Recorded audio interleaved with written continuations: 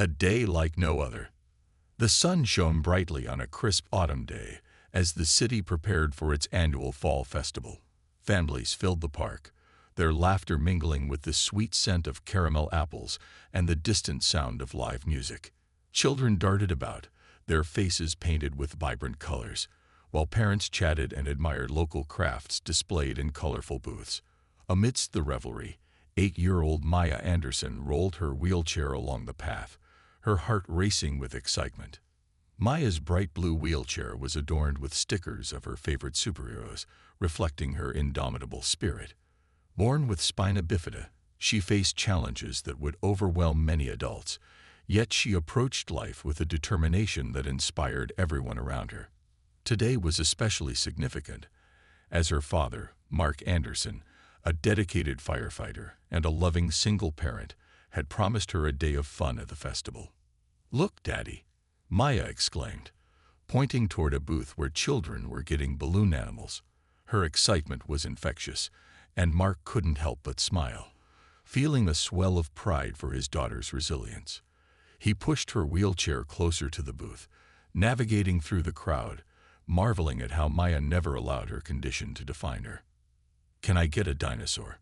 she asked, her eyes wide with anticipation. Mark nodded, amused at her enthusiasm. "Of course. A dinosaur it is," he replied, adjusting her chair so she could see the balloon artist. As they waited in line, Mark noticed a familiar figure approaching. Officer Jake Reynolds, a local police officer known for his strict demeanor and inflexible approach to law enforcement. Mark had heard whispers about the officer's aggressive tactics, but he never expected an encounter today. He felt a twinge of unease as Jake walked past them, his eyes scanning the festival with an intensity that felt out of place amid the jovial atmosphere. "Everything okay, Daddy?" Maya asked, sensing her father's sudden tension. "Just a bit of a crowded day, sweetie," he replied, forcing a smile as they finally reached the front of the line. The balloon artist quickly fashioned a colorful dinosaur, and Maya's face lit up with joy. "Thank you so much," she exclaimed, clutching the balloon tightly as they rolled away. But as they made their way toward the playground, Mark's unease grew. Jake had positioned himself near the entrance, watching the festival goers with a hawkish gaze. Something about his presence felt foreboding, but Mark pushed the thought aside, determined to focus on Maya's happiness. However, the moment of joy was short-lived. As they approached the playground, Maya's wheelchair caught Jake's eye, and he stepped forward, blocking their path. His expression darkened, an unsettling scowl twisting his face. "Excuse me, officer," Mark said, trying to keep his voice calm. "We're just trying to get to the swings." "Move along, kid," Jake barked at Maya, his voice laced with contempt. "You're not supposed to be here." Maya blinked up at him, confusion etched across her small face. "I just want to play," she said softly, her voice quaking with uncertainty. Mark felt a surge of anger rise within him. "She has every right to be here, officer. She's just a child," he asserted, stepping protectively in front of Maya. Jake's demeanor shifted, his arrogance flaring. "You think just because you're a dad, you can teach her entitlement," he snapped, taking a step closer. "This park isn't for kids like her." The crowd around them began to murmur, eyes shifting to the escalating confrontation. Maya's face fell, and Mark's heart shattered at the sight of her innocence crumbling under the weight of Jake's words.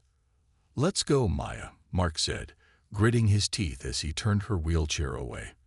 But before they could move, Jake raised his hand and struck Maya hard across the face. The sound rang out, sharp and shocking, a brutal contrast to the laughter and joy that filled the park moments earlier. Time froze. Maya's hand flew to her cheek, her eyes wide with disbelief. A collective gasp rippled through the crowd, followed by murmurs of outrage. Parents instinctively pulled their children close, while onlookers began to record the scene, capturing the officer's shocking act of violence. "Maya!" Mark shouted, his heart racing as he positioned himself between her and the officer. He could feel his anger boiling over, a fury ignited by the sight of his daughter's tear-streaked face. "What the hell do you think you're doing?" Mark's voice thundered, filled with both fear and fury.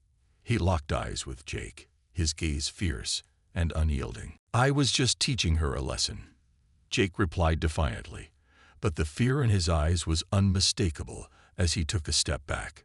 "Teaching her a lesson?" Mark echoed incredulously. "You hit a child. You don't get to hide behind your badge and bully innocent kids." The crowd, now fully aware of the scene unfolding, erupted into shouts of outrage. "Shame on you!"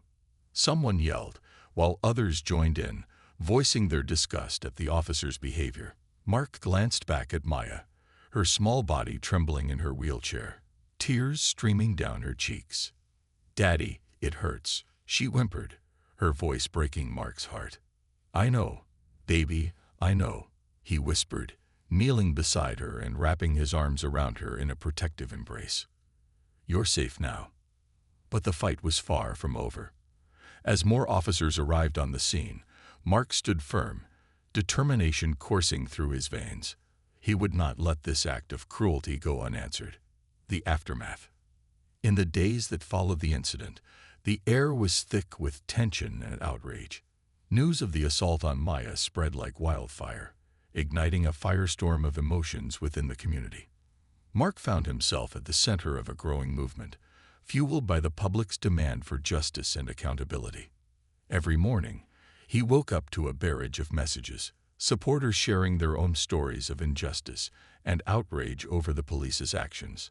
News crews camped outside his home, eager for interviews and statements, turning his quiet life into a media spectacle. But amidst the chaos, one thing remained clear: Mark's resolve to protect his daughter and seek justice was unwavering. Maya had spent the first few days after the incident in a quiet haze, retreating into herself. Mark found it challenging to coax her out of her room, her eyes clouded with fear and confusion. The once vibrant girl who had approached life with unyielding optimism now hesitated to venture outside. "Maya, you're safe. We're going to make sure he pays for what he did," Mark reassured her one afternoon, sitting beside her on the bed. "You're not alone in this." "But Daddy, what if he comes back?" she whispered, her small voice trembling.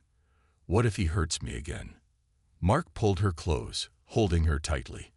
"I promise you, Maya, he won't hurt you again. We're going to make sure of that. And there are so many people out there who want to help us." He began taking her to therapy sessions designed to help children cope with trauma. In those sessions, they talked about her fears, her feelings, and slowly began to rebuild the confidence that had once radiated from her. Each day, they would visit the park, and with each visit, Mark reminded her that the place was meant for joy and laughter, not fear. Meanwhile, the community had rallied around them, organizing marches and gatherings in support of Maya. They held signs that read "Justice for Maya" and "End Police Brutality," creating a powerful movement that resonated beyond their town. One afternoon, as Mark prepared for a community meeting at the local town hall, he received a call from his supervisor at the fire department.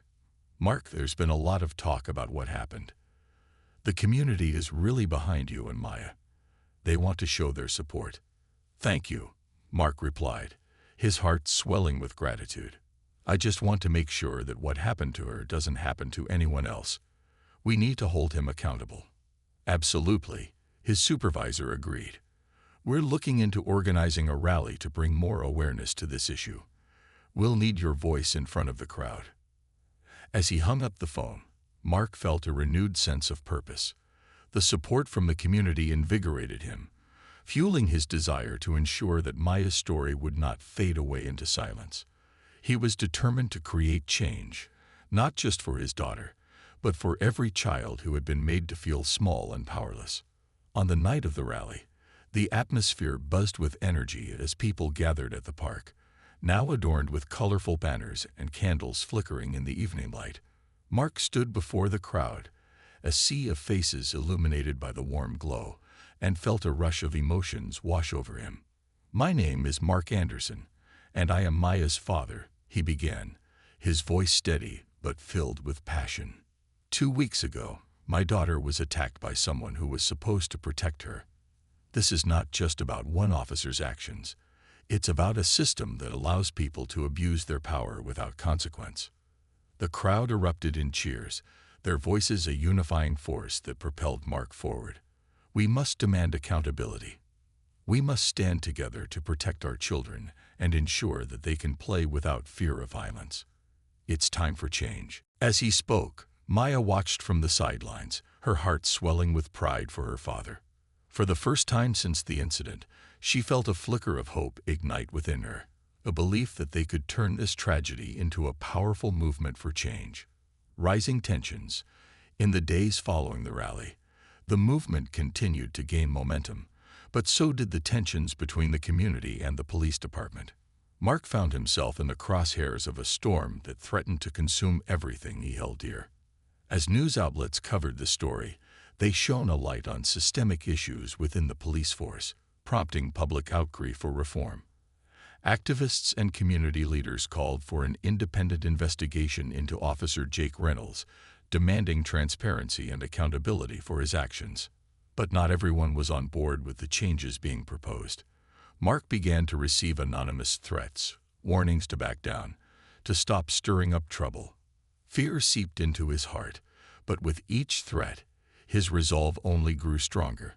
He couldn't allow his daughter's experience to be swept under the rug. One evening, after a particularly intense day of media coverage and public scrutiny, Mark returned home to find Maya sitting on the porch, staring up at the stars. "Hey, sweetheart," he said, taking the seat beside her. "What's on your mind? Do you think we're doing the right thing?" she asked, her voice barely above a whisper. "What if it makes things worse?" Mark felt his heart ache at her uncertainty. "It's normal to be scared, Maya. Change can be really hard. But I promise you, we're fighting for what's right. You deserve to feel safe. Every child does." "But Daddy," she began, looking up at him with wide, innocent eyes, "what if the police get mad at us?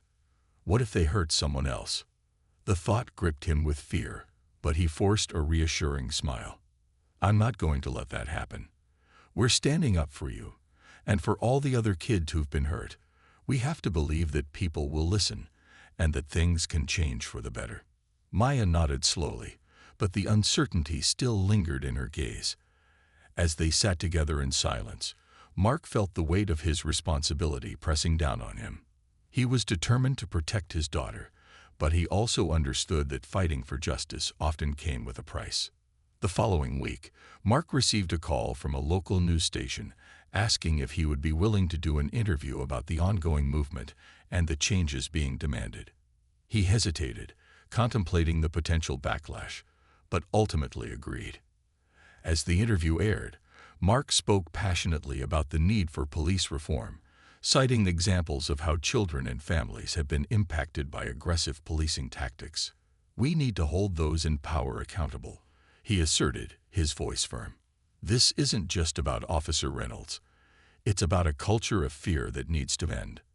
While the interview received widespread support, it also attracted ire from some members of the police force. Mark soon found himself facing backlash from officers who felt their integrity was being questioned. The tension reached a boiling point during a town hall meeting, where community members gathered to voice their concerns over police conduct. As Mark took the floor, the atmosphere shifted. He addressed the crowd, urging for unity and understanding. But a group of officers stood at the back, arms crossed, their faces hardened with anger. "Who are you to question our methods?" one officer shouted, his voice echoing through the room. "You have no idea what we face out there." Mark's heart raced as he faced the hostile group, but he stood his ground. "I know what it's like to be afraid for my child's safety. I know what it means to have trust shattered by those sworn to protect us. We need to work together to build a system that keeps our community safe." But the officer scoffed.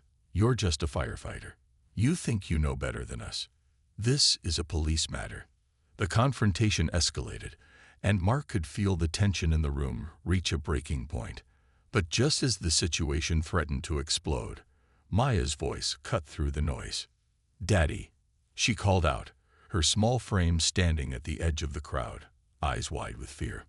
Mark's heart sank as he caught sight of her trembling hands. He quickly stepped away from the officers, his heart racing. "I'm right here, Maya," he called back, rushing toward her. In that moment, he realized that the fight wasn't just for justice. It was also about protecting his daughter's peace of mind. He had to find a way to make sure she felt safe again, not just physically but emotionally. The turning point. The events of the town hall meeting sent shockwaves through the community, but it also propelled Mark and Maya's fight for justice into the spotlight. Following the confrontation, local activists mobilized even more, organizing peaceful protests and marches to raise awareness about police brutality and demand change. Despite the chaos swirling around them, Mark was committed to ensuring that Maya felt supported and safe. He enrolled her in a local support group for children who had experienced trauma, where she could connect with others who understood her feelings. Maya attended her first group meeting one chilly Saturday morning. As she entered the room filled with other children, she felt a mix of apprehension and hope. The group leader, a compassionate woman named Sarah, welcomed the children warmly. "Today, we're going to talk about our feelings and how we can express them through art," Sarah announced, handing out supplies. Maya picked up a brush, hesitating for a moment before allowing herself to express her emotions on the canvas. As she painted, she poured out her fears, her anger, and her hopes for the future. The colors blended together, creating a beautiful depiction of a park filled with laughter, an image of what she wanted her life to be again. As the session progressed, she found comfort in sharing her story with the other children, realizing she wasn't alone in her struggles. By the end of the meeting, she felt lighter, her heart swelling with the sense of belonging. Meanwhile, the protests continued to grow, gaining media attention and support from various community leaders. Mark was invited to speak at a press conference alongside local activists, urging the police department to implement reform and emphasize the importance of community engagement. As he stood at the podium, he took a deep breath, recalling the fear in Maya's eyes. "This isn't just about one officer's actions. This is about a system that failed our children," he said, his voice steady. "We need to create a culture of accountability, not fear. We're demanding change not just for Maya, but for every child who deserves to feel safe." His words resonated deeply, and soon after, petitions began circulating, calling for an independent investigation into the police department and the establishment of community oversight. The movement was gaining traction, but the police department pushed back, insisting that they were capable of self-regulation. In response to the escalating tensions, Mark decided to take a stand, organizing a community meeting to foster dialogue between police and residents. He believed that open communication was essential to rebuilding trust and addressing the root issues. The night of the meeting, the atmosphere was charged with emotion. Residents filled the community center, their faces reflecting a mix of fear, hope, and anger. Mark sat at the front, ready to facilitate the discussion. As the meeting commenced, the tension was palpable. Officers from the local police force were present, their expressions guarded. Mark stood up and addressed the crowd, encouraging them to share their thoughts and experiences. "This is a safe space for all voices," he said, his tone calm but firm. "Let's discuss how we can work together to ensure safety and accountability." But as the community members began to speak, the officers remained largely silent, defensive, and unyielding. Some residents shared their own experiences of feeling targeted and judged, while others expressed their desire for collaboration. "Why can't we have a police force that represents us? A police force that understands our struggles?" one woman asked, her voice trembling with emotion. Mark watched as the officers exchanged glances, clearly uncomfortable.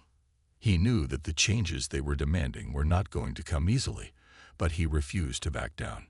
After the meeting, as the crowd began to disperse, Mark noticed Maya sitting quietly in a corner, her eyes reflecting the intensity of the discussions. He approached her, kneeling down to meet her gaze. "Hey, how are you feeling?" he asked gently. "I don't know, Daddy," she replied, her small voice barely audible. It's just really scary." Mark's heart ached for her. "I know it is. But remember, we're doing this so that you and all the other kids can feel safe again. We have to believe that we can make a difference." Maya nodded slowly, though uncertainty lingered in her eyes. "What if they don't listen?" "We'll make them listen, sweetheart. Together, we'll be heard," he promised, wrapping his arm around her shoulder. The fight for justice. As the weeks turned into months, the movement for justice began to gain traction, but so did the resistance from the police department. Mark faced mounting pressure as the police union pushed back against the calls for reform, portraying him as a troublemaker bent on tarnishing their reputation. Despite the challenges, Mark refused to be silenced. The community stood firmly behind him, organizing rallies and gatherings to amplify their voices. Each event was filled with stories of struggle and resilience, creating a powerful tapestry of unity that resonated beyond their town. One evening, as Mark was preparing for another rally, he received a call from a journalist who wanted to interview him about the ongoing protests and their impact on the community. He hesitated for a moment, knowing that any publicity would likely escalate tensions further, but he ultimately agreed, understanding the importance of raising awareness. The interview was broadcast live, and Mark spoke passionately about the need for reform and accountability within the police force. "This isn't just about my daughter. It's about creating a safer environment for all our children," he asserted. "We need to hold those in power accountable for their actions."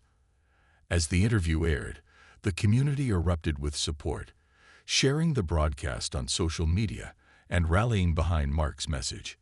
But the backlash from the police department was swift, and Mark soon found himself facing threats and intimidation tactics designed to silence him. Late one night, as he returned home from a rally, he noticed a police car parked outside his house. An officer stepped out and approached him, a hostile look on his face. "You need to stop this nonsense, Anderson," the officer growled. "You're making it worse for yourself and your family." Mark's heart raced, but he stood his ground. "I'm not going to back down. Not now, not ever. You may wear a badge, but that doesn't give you the right to intimidate me or my family." The officer scoffed, his expression contemptuous. "You're playing a dangerous game.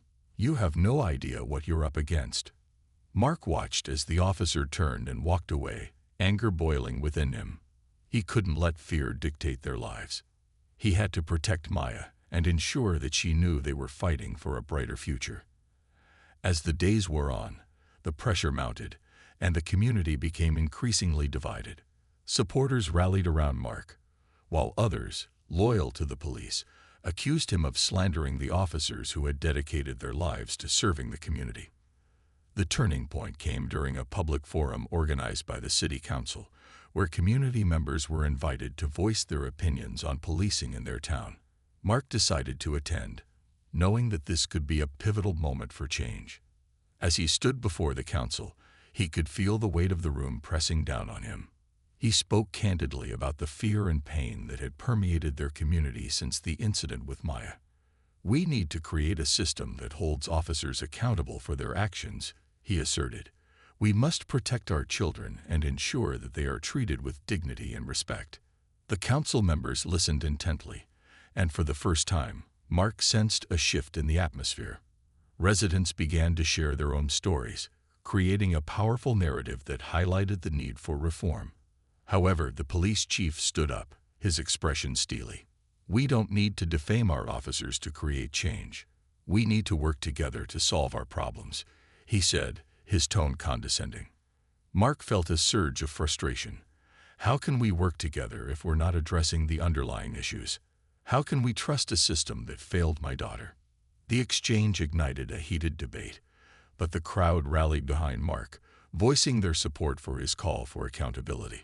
It was a pivotal moment that brought the community together in solidarity, united by a shared desire for justice and change. A new beginning.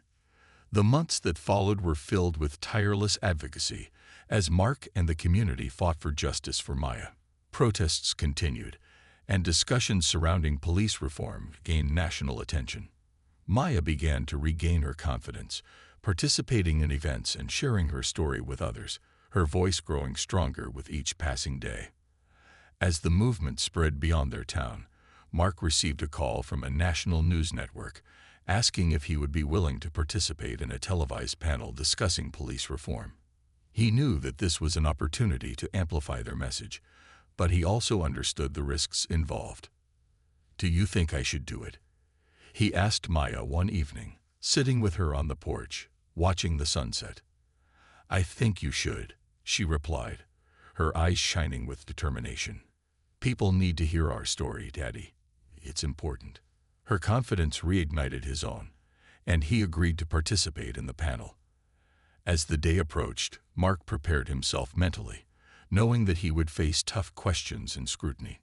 During the live broadcast, he spoke passionately about the need for systemic change and the importance of holding officers accountable for their actions. "This isn't just a local issue. It's a national conversation that needs to happen. We must protect our children and ensure that they are treated with respect and dignity, regardless of their circumstances." As he spoke, he felt a surge of hope for the future. The response was overwhelmingly positive, with messages of support flooding in from across the country. The movement began to gain traction, inspiring similar initiatives in other communities. But amid the progress, the struggle was far from over.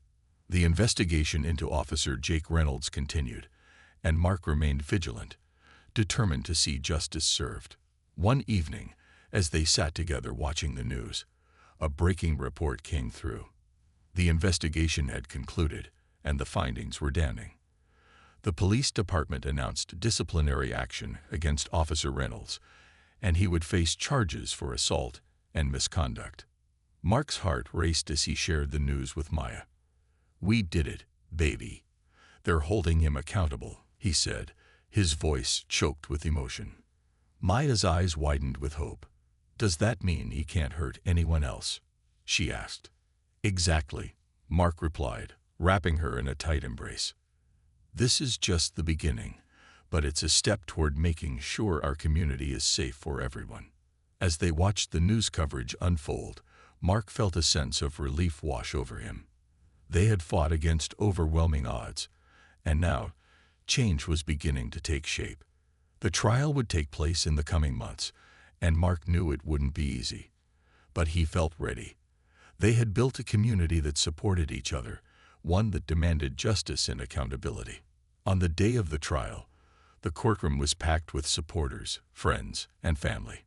Mark held Maya's hand tightly as they entered, feeling her small fingers wrap around his own. As they took their seats, Mark looked around the room, feeling a sense of unity. The community had rallied behind them, and together they would face the consequences of the officer's actions. When the verdict was announced, Mark held his breath. The jury found Officer Reynolds guilty of all charges, and as the words sank in, tears filled Mark's eyes. They had achieved justice for Maya, and it felt like a monumental victory. In the weeks that followed, Maya began to reclaim her life, her laughter returning as she played with friends at the park, no longer held captive by fear. Mark watched with pride as she flourished, her spirit unbroken, a testament to resilience and strength. Together, they had turned a moment of darkness into a beacon of hope. The movement they had ignited continued to grow, pushing for change in policing practices and advocating for the rights of all children in their community. As they stood together, hand in hand, Mark realized that the fight for justice was far from over. But with Maya by his side, he knew they would face whatever challenges lay ahead, united in their pursuit of a safer, more just world. The future was bright, and they would face it together, one step at a time.